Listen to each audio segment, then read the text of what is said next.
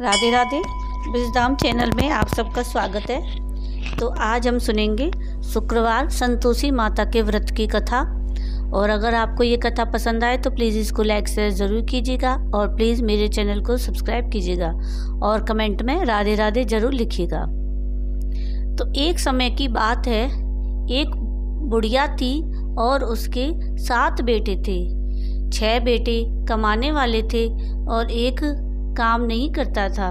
बुढ़िया माँ 6 बेटों की रसोई बनाती, भोजन कराती और पीछे से जो कुछ बचता वो 7वें बेटे को दे देती। परंतु वह बड़ा भोला भाला था, मन में कुछ विचार न करता था। एक दिन अपनी बहू से बोला, देखो मेरी माता मुझे कितना प्यार करती है। वह बोली, क्यों नहीं, सबका झूठा बचा हुआ तुमको खिलाती है। वह बोला, भला ऐसा भी कहीं हो सकता है? मैं जब तक आँखों से ना देखूं मान नहीं सकता।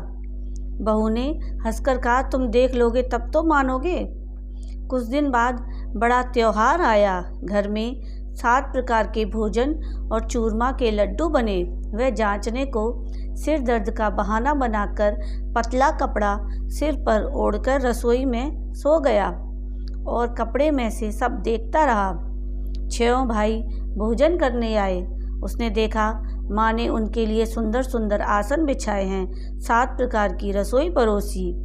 वह आग्रह करके जमाती है और वह देखता रहा।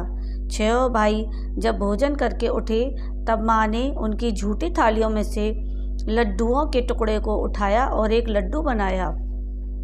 जूठन साफ कर बुढ़िया माँ ने पुकारा, उठो बेटा, 6 भाई भोजन कर गए, अब तू भी भोजन कर ले।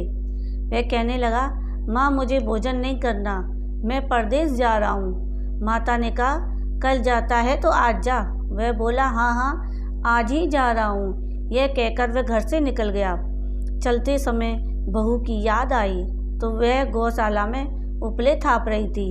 वहीं जाकर उससे बोला, हम जावें परदेश को आवेंगे कुछ काल, तुम रही हो संतोष से धर्म आपनो पाल। वह बोली, जाओ पिया आनंद से हमरू सोच हटाए, राम भरोसे हम रहें ईश्वर तुम्हें सहाय। देख निशानी आपकी देख धरूं मैं धीर, सुधी हमारी मत बिसारियो रखियो मन गंभीर। वह बोला, मेरे पास तो कुछ नहीं, ये अंगूठी है सो ले लो और अपनी कुछ निशानी मुझे दे। वह बोली, मेरे पास तो कुछ नहीं, यह गोबर भरा हाथ है। यह कहकर उसकी पीठ में गोबर के हाथ की थाप मार दी। वह चल दिया। चलते चलते दूर देश में पहुंचा। वहां पर एक साहूकार की दुकान थी। वहां जाकर कहने लगा, भाई मुझे नौकरी पर रख लो। साहूकार को जरूरत थी। वह बोला, रह जा। लड़के ने पूछा, तनख्वाह क्या दोगे? साहूकार ने कहा, काम देखकर दाम मिलेंगे। साहूकार की नौकरी मिली। वह सवेरे 7 बजे से रात तक नौकरी करने लगा। कुछ दिनों में दुकान का सारा लेन देन, हिसाब किताब, ग्राहकों को माल बेचना, सारा काम करने लगा। साहूकार के 7-8 नौकर थे। वो सब चक्कर खाने लगे कि यह तो बहुत होशियार हो गया है। सेठ ने भी काम देखा और 3 महीने में उसे आधे मुनाफे का साझीदार बना लिया। वह 12 वर्ष में ही नामी सेठ बन गया और मालिक सारा कारोबार उस पर छोड़कर बाहर चला गया। अब बहू पर क्या बीती सो सुनो। सास ससुर उसकी बहू को बड़ा दुख देने लगे। सारी गृहस्थी का काम उससे कराते और जंगल में लकड़ी लेने भेज देते। इस बीच घर की रोटियों के आटे से जो भूसी निकलती उसकी रोटी बनाकर रख दी जाती और फूटे नारियल के खोपरे में उसे पानी दे दिया जाता। इस तरह दिन बीतते रहे।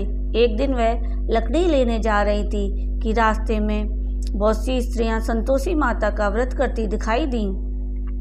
वह वहां खड़ी होकर कथा सुनने लगी और बोली, बहनों, यह तुम किस देवता का व्रत कर रही हो और इसके करने से तुम्हें क्या फल मिलता है? इस व्रत के करने की क्या विधि है? यदि तुम अपने व्रत का विधान मुझे समझाकर कहोगी तो मैं तुम्हारा एहसान मानूंगी। तब उनमें से एक स्त्री बोली, सुनो, यह संतोषी माता का व्रत है। इसके करने से निर्धनता, दरिद्रता का नाश होता है और लक्ष्मी आती है। मन की चिंताएं दूर होती हैं। घर में सुख होने से मन को प्रसन्नता और शांति मिलती है। निपुत्र को पुत्र मिलता है।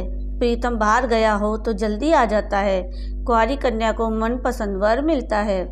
राजद्वारे में बहुत दिनों से मुकदमा चला हो तो खत्म हो जाए। सब तरह सुख शांति, घर में अन्न धन जमा हो, पैसा जायदाद का लाभ हो, रोग दूर हो और जो कुछ मन में कामना हो वो सब इस संतोषी माता के व्रत से पूरा हो जाता है।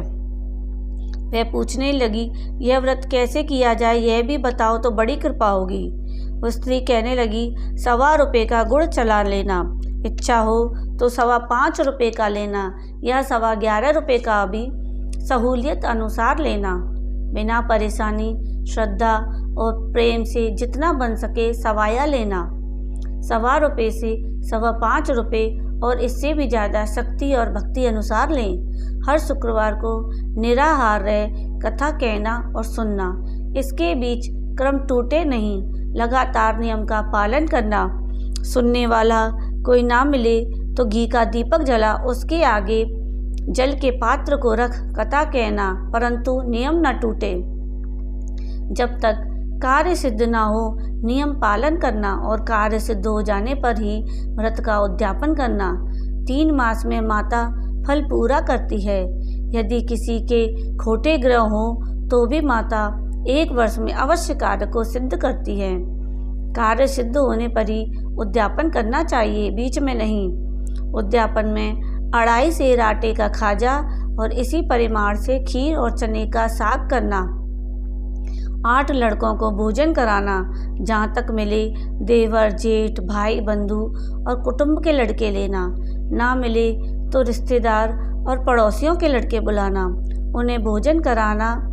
यथाशक्ति दक्षिणा दे माता का नियम पूरा करना। उस दिन घर में कोई खटाई न खाए। यह सुनकर बुढ़िया के लड़के की बहू चल दी। रास्ते में लकड़ी के बोझ को बेच दिया और उन पैसों से गुड़ चना ले माता के व्रत की तैयारी कर आगे चली और सामने मंदिर देख पूछने लगी, यह मंदिर किसका है? सब कहने लगे, संतोषी माता का मंदिर है। यह सुन माता के मंदिर में जा माता के चरणों में लौटने लगी। दीन होकर विनती करने लगी, माँ मैं तो निपट मूर्ख हूँ, व्रत के नियम कुछ नहीं जानती, मैं बहुत दुखी हूँ।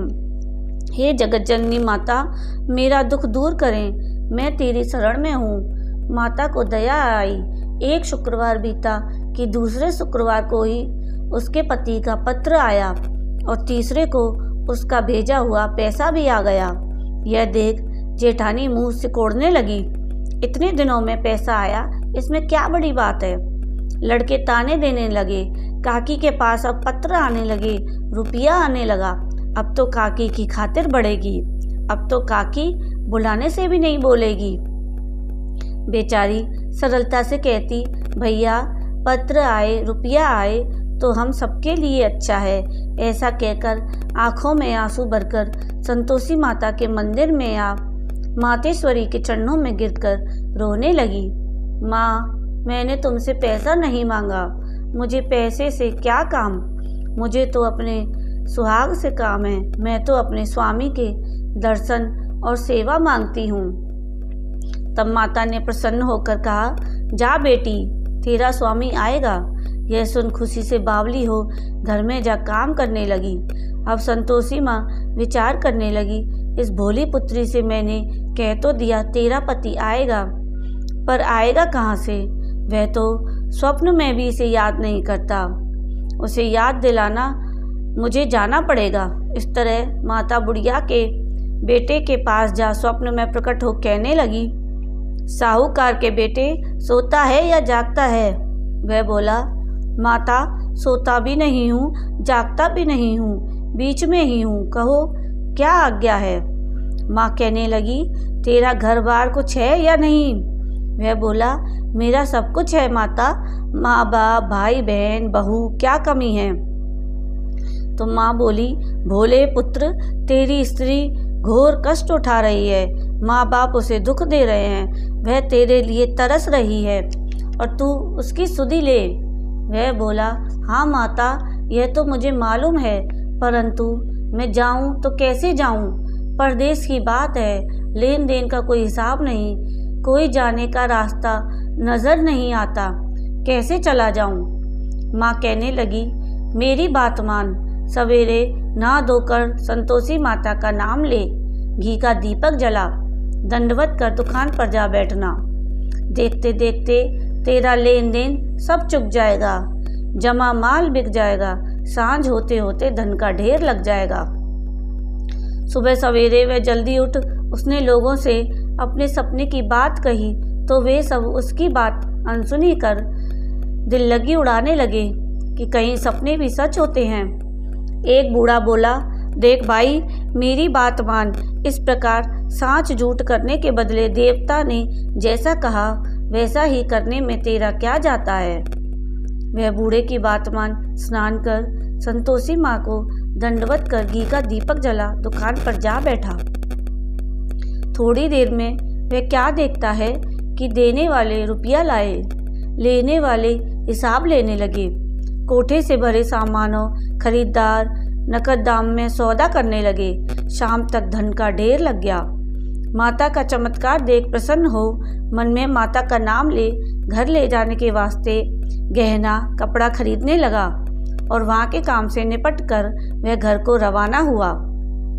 वहाँ बेचारी बहू जंगल में लकड़ी लेने जाती है। लौटते वक्त माँ के मंदिर पर विश्राम करती है। वह तो उसका रोजाना रुकने का स्थान था। दूर से धूल उड़ती देख वह माता से पूछती है, हे माता, यह धूल कैसी उड़ रही है? माँ कहती है, हे पुत्री, तेरा पति आ रहा है।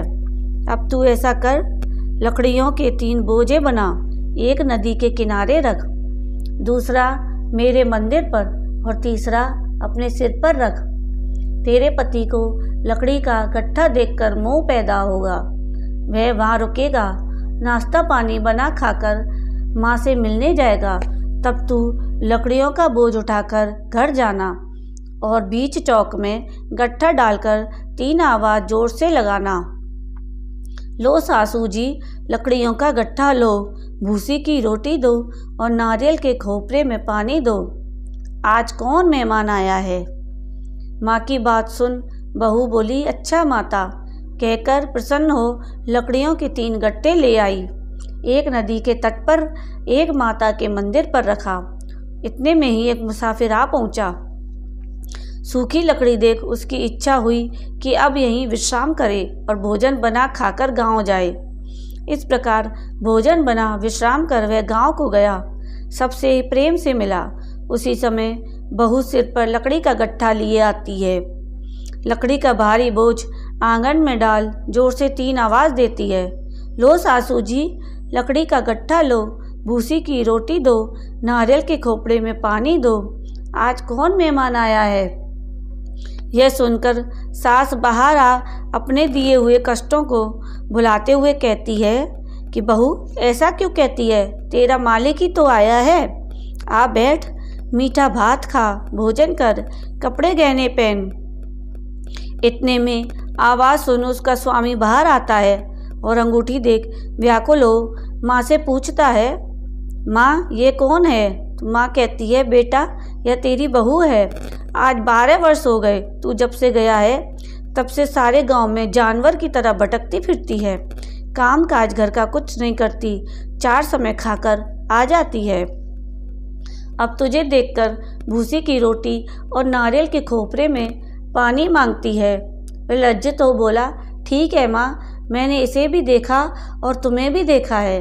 अब मुझे दूसरे घर की ताली दो, मैं तो उसी में रहूँगा। तब माँ बोली, ठीक है बेटा, जैसी तेरी मर्जी, कहकर ताली का गुच्छा पटक दिया। उसने ताली ले दूसरे कमरे में जो 3री मंजिल के ऊपर था खोलकर सारा सामान जमाया। एक दिन में ही वहाँ राजा के महल जैसा ठाट बाट बन गया। अब क्या था, वो दोनों सुखपूर्वक रहने लगे। इतने में अगला शुक्रवार आया। बहू ने अपने पति से कहा कि मुझे माता का उद्यापन करना है। तो पति बोला, बहुत अच्छा, खुशी से करो। वह तुरंत ही उद्यापन की तैयारी करने लगी। जेठ के लड़कों को भोजन के लिए कहने गई। उसने मंजूर किया, परंतु पीछे जेठानी अपने बच्चों को सिखाती है, देखो रे, भोजन के समय सब लोग खटाई मांगना, जिससे उसका उद्यापन पूरा ना हो। लड़के जीमने आए, पेट भरकर खीर खाई, परंतु याद आते ही कहने लगे, हमें कुछ खटाई दो, खीर खाना हमें भाता नहीं, देखकर अरुचि होती है। तो बहू कहने लगी, खटाई किसी को नहीं दी जाएगी, यह तो संतोषी माता का प्रसाद है। लड़के तुरंत उठ खड़े हुए, बोले, पैसा लाओ। भोली बहू कुछ जानती नहीं थी, सो उन्हें पैसे दे दिए। लड़के उसी समय जा कर के इमली ला खाने लगे। यह देखकर बहू पर संतोषी माता ने कोप किया। राजा के दूत उसके पति को पकड़कर ले गए। जेठ जेठानी मनमाने खोटे वचन कहने लगे। लूट लूट कर धन इकट्ठा करके लाया था, सो राजा के दूत पकड़ कर ले गए। अब सब मालूम पड़ जाएगा जब जेल की हवा खाएगा। बहू से यह वचन सहन नहीं हुए। रोती रोती माता के मंदिर में गई। हे माता, तुमने यह क्या किया? हंसाकर अब क्यों रुलाने लगी? माता बोली, पुत्री, तूने उद्यापन करके मेरा व्रत भंग किया है, इतनी जल्दी सारी बातें भुला दी। वह कहने लगी, माता, भूली तो नहीं हूँ, ना कुछ अपराध किया है, मुझे तो लड़कों ने भूल में डाल दिया, मैंने भूल से उन्हें पैसे दे दिए, मुझे क्षमा कर दो माँ। माँ बोली, ऐसी भी कहीं भूल होती है? वह बोली, माँ मुझे माफ़ कर दो, मैं फिर तुम्हारा उद्यापन करूँगी। माँ बोली, अब भूल मत करना। वह बोली, अब ना होगी। माँ अब बतलाओ वह कैसे आएंगे? तो माँ बोली, जा पुत्री, तेरा पति तुझे रास्ते में ही आता मिलेगा। वह घर को चली। राह में पति आता मिला। उसने पूछा, तुम कहाँ गए थे? तब वह कहने लगा, इतना धन कमाया था, उसका टैक्स राजा ने मांगा था, वह भरने गया था। वह प्रसन्न होकर बोली, भला हुआ, अब घर चलो। कुछ दिन बाद फिर शुक्रवार आया। वह बोली, मुझे माता का उद्यापन करना है। पति ने कहा, करो। वह फिर जेठ के लड़कों से भोजन को कहने गई। जेठानी ने तो एक दो बातें सुनाई और लड़कों को सिखा दिया कि तुम पहले से ही खटाई मांगना। लड़के कहने लगे, हमें खीर खाना नहीं भाता, जी बिगड़ता है, कुछ खटाई खाने को दो। तो वह बोली, खटाई खाने को नहीं मिलेगी, आना हो तो आओ। वह ब्राह्मण के लड़के ला भोजन कराने लगी। यथाशक्ति दक्षिणा की जगह एक एक फल उन्हें दिया। इससे संतोषी माता प्रसन्न हुई। माता की कृपा होते ही 9वें मास उसको चंद्रमा के समान सुंदर पुत्र प्राप्त हुआ। पुत्र को लेकर प्रतिदिन माता जी के मंदिर में जाने लगी। माँ ने सोचा, यह रोज आती है, आज क्यों ना मैं ही इसके घर चलूं, इसका आसरा देखूं तो सही। यह विचार कर माता ने भयानक रूप बनाया। गुड़ और चने से सना मुख, ऊपर सूंड के समान होठ, उस पर मक्खियाँ भिनभिना रही थीं। दहलीज में पाँव रखते ही उसकी सास चिल्लाई, देखो रे, कोई चुड़ैल और डाकिन चली आ रही है, लड़कों इसे भगाओ, नहीं तो किसी को खा जाएगी। लड़के डरने लगे और चिल्लाकर खिड़की बंद करने लगे। छोटी बहू रोशनदान में से सब देख रही थी। प्रसन्नता से पगली होकर चिल्लाने लगी कि आज मेरी माता जी मेरे घर आई हैं। यह कहकर बच्चे को दूध पिलाने से हटाती है। इतने में सास का क्रोध फूट पड़ा। बोली, राण, इसे देखकर कैसी उतावली हुई है जो बच्चे को पटक दिया। इतने में माँ के प्रताप से जहाँ देखो वहीं लड़के ही लड़के नजर आने लगे। वह बोली, माँ जी, मैं जिनका व्रत करती हूँ यह वही संतोषी माता हैं। इतना कह झट से सारे घर के किवाड़ खोल देती है। सबने माता के चरण पकड़ लिए और विनती कर कहने लगे, हे माता, हम मूर्ख हैं, अज्ञानी हैं, पापी हैं, तुम्हारे व्रत की विधि हम नहीं जानते, तुम्हारा व्रत भंग कर हमने बहुत बड़ा अपराध किया है। हे माता, आप हमारा अपराध क्षमा करो। इस प्रकार माता प्रसन्न हुई। माता ने बहू को जैसा फल दिया वैसा सबको दे, जो पड़े उसका मनोरथ पूर्ण हो। बोलो संतोषी माता की जय। तो ये थी संतोषी माता के व्रत की कथा। और अगर आपको ये कथा पसंद आई हो तो प्लीज़ इसको लाइक शेयर ज़रूर कीजिएगा और प्लीज़ मेरे चैनल को सब्सक्राइब कीजिएगा और कमेंट में राधे राधे ज़रूर लिखिएगा। और वीडियो देखने के लिए धन्यवाद। राधे राधे। राधे राधे। विजडम चैनल में आप सबका स्वागत है। तो आज हम सुनेंगे वैभव लक्ष्मी व्रत की कथा। तो वैभव लक्ष्मी व्रत शुक्रवार के दिन किया जाता है। इस व्रत में देवी लक्ष्मी के अष्टलक्ष्मी स्वरूप की पूजा की जाती है और व्रत की कथा का पाठ किया जाता है। कहते हैं मनोकामना पूर्ति के लिए कम से कम 11 अथवा 21 शुक्रवार को वैभव लक्ष्मी का व्रत रखना चाहिए और फिर उद्यापन करके इस व्रत का समापन करना चाहिए। धन के लिए माँ लक्ष्मी की पूजा का विधान है, लेकिन माँ लक्ष्मी के वैभव लक्ष्मी स्वरूप की पूजा का विशेष महत्व माना गया है। यह व्रत शुक्रवार के दिन रखा जाता है। इस व्रत को स्त्री और पुरुष दोनों ही कर सकते हैं। इस व्रत के करने से सभी मनोकामनाओं की पूर्ति होती है, सुख, समृद्धि और सौभाग्य में वृद्धि होती है। तो आइए जानते हैं वैभव लक्ष्मी व्रत की कथा। और अगर आपको ये कथा पसंद आए तो प्लीज़ इसको लाइक शेयर ज़रूर कीजिएगा और मेरे चैनल पर अगर आप नए हैं तो प्लीज़ मेरे चैनल को सब्सक्राइब कीजिएगा। और मेरी आवाज़ थोड़ी बैठी हुई है, इसलिए मुझे थोड़ा सा क्षमा कीजिएगा। तो किसी शहर में लाखों लोग रहते, सभी अपने अपने कामों में व्यस्त रहते, किसी को किसी की परवाह नहीं थी। भजन, कीर्तन, भक्ति भाव, दया, माया, परोपकार जैसे संस्कार कम हो गए। शहर में बुराइयां बढ़ गई थी। शराब, जुआ, रेस, व्यभिचार, चोरी, डकैती वगैरह बहुत से गुनाह शहर में होते। इसके बावजूद शहर में कुछ अच्छे लोग भी रहते। ऐसे अच्छे लोगों में शीला और उनके पति की गृहस्थी मानी जाती थी। शीला धार्मिक प्रकृति की और संतोषी स्वभाव वाली थी। उसका पति भी विवेकी और सुशील था। शीला और उसका पति कभी किसी की बुराई नहीं करते और प्रभु भजन में अच्छी तरह समय व्यतीत कर रहे थे। देखते ही देखते समय बदल गया। शीला का पति बुरे लोगों से दोस्ती कर बैठा। अब वह जल्द से जल्द करोड़पति बनने के ख्वाब देखने लगा, इसलिए वह गलत रास्ते पर चल पड़ा और रोड़पति बन गया, यानी रास्ते पर भटकते भटकते भिखारी जैसी उसकी हालत हो गई।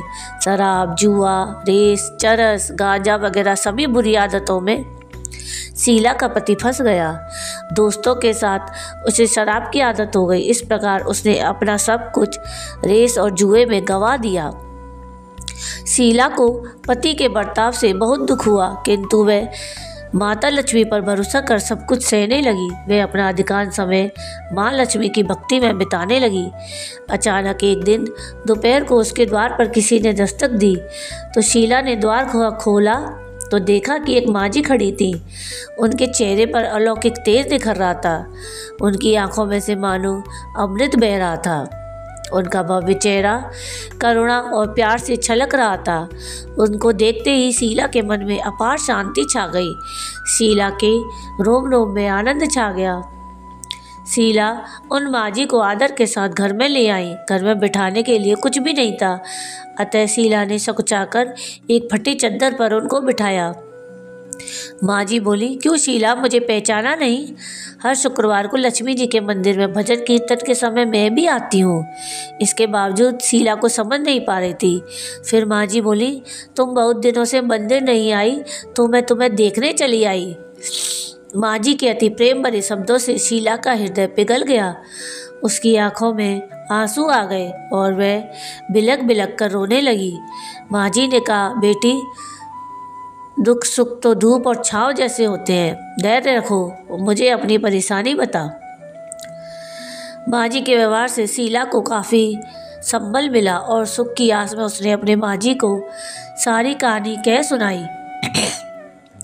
कहानी सुनकर माँ जी ने कहा, कर्म की गति न्यारी होती है। हर इंसान को अपने कर्म भुगतने पड़ते हैं, इसलिए तू चिंता मत कर। अब तू कर्म भुगत चुकी है, अब तुम्हारे सुख के दिन अवश्य आएंगे। तू तो माँ लक्ष्मी की बहुत बड़ी भक्त है। माँ लक्ष्मी तो प्रेम और करुणा की अवतार हैं। वे अपने भक्तों पर हमेशा ममता रखती हैं, इसलिए तू धैर्य रखकर माँ लक्ष्मी जी का व्रत कर, इससे सब कुछ ठीक हो जाएगा। शीला के पूछने पर माँ जी ने उसे व्रत की सारी विधि बताई। माँ जी ने कहा, बेटी, माँ लक्ष्मी जी का व्रत बहुत सरल है। इसे वरद लक्ष्मी व्रत या वैभव लक्ष्मी व्रत कहा जाता है। यह व्रत करने वाले की सभी मनोकामनाएं पूर्ण होती हैं। और वह सुख संपत्ति और यश प्राप्त करता है। यह सब सुनकर शीला आनंदित हो गई। शीला ने संकल्प करके आंखें खोली तो सामने कोई नहीं था। वह विस्मित हो गई कि माँ जी कहाँ गई।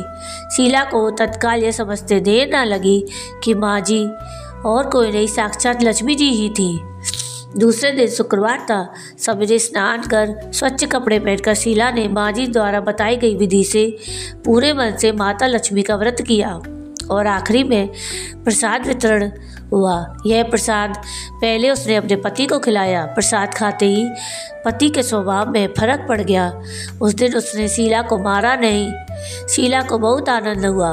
उसके मन में वैभव लक्ष्मी व्रत के लिए बहुत श्रद्धा बढ़ गई। शीला ने पूर्ण श्रद्धा भक्ति से 21 शुक्रवार तक वैभव लक्ष्मी व्रत किया। 21वें शुक्रवार को माँ जी के कहे मुताबिक उद्यापन विधि करके 7 स्त्रियों को वैभव लक्ष्मी व्रत की 7 पुस्तकें उपहार में दी। फिर माता जी के धन लक्ष्मी स्वरूप की छवि को वंदन करके भाव से मन ही मन प्रार्थना करने लगी। हे माँ धन लक्ष्मी, मैंने आपका वैभव लक्ष्मी व्रत करने की मन्नत मानी थी। यह व्रत आज पूर्ण किया है। हे माँ, मेरी हर विपत्ति दूर करो, हमारा सबका कल्याण करो। जिसे संतान न हो उसे संतान देना, सौभाग्यवती स्त्री का सौभाग्य अखंड रखना, कुंवारी लड़की को मनभावन पति देना। जो आपका यह चमत्कारी वैभव लक्ष्मी व्रत करे उनकी सब विपत्ति दूर करना, सभी को सुखी करना। हे माँ, आपकी महिमा अपरंपार है। ऐसा बोलकर लक्ष्मी जी के धन लक्ष्मी स्वरूप की छवि को प्रणाम किया।